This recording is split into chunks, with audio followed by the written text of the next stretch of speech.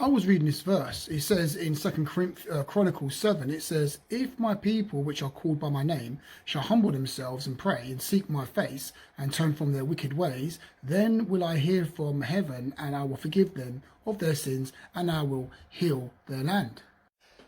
That verse there kind of gives us like a formula. It says that, we got to be humble. So humble, means putting God first. Put your will second, put God's will first. It says, if you're humble and you pray, okay, obviously you can't pray unless you're humble. You can't pray unless you put God first, okay? If you put God second, how are you going to pray? No, you put God first and then you pray. And then it says that you shall seek his face. And when you're praying, you're seeking God's face. And then it says, and then you shall turn from your wicked ways. Now, you can't turn from your wicked ways if you're not praying, okay? You can't turn from your wicked ways and your evil and your sin unless you are in God's presence, unless you are humble before God.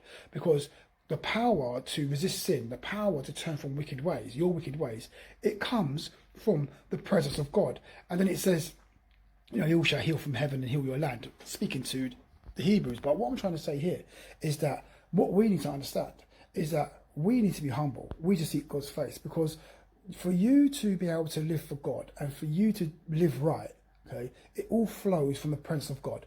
If you are not in the presence of God, then you're not going to receive the power to live a holy life, to live a powerful life, to live an anointed life, to live a life full of purpose and of amazing power. It's not going to happen. And it all starts from you being humble.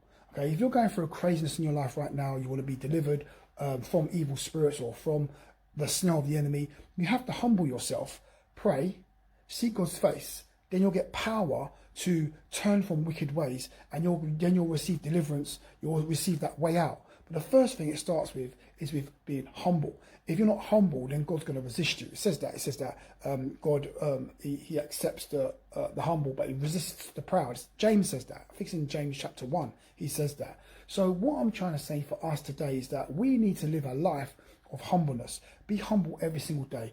And when you're humble, you'll be able to pray. You'll be able to seek God's face. If you can't pray and you can't seek God's face, it's because you're not being humble. You're not putting God first. So we must do that, put God first. But you can do whatever you want.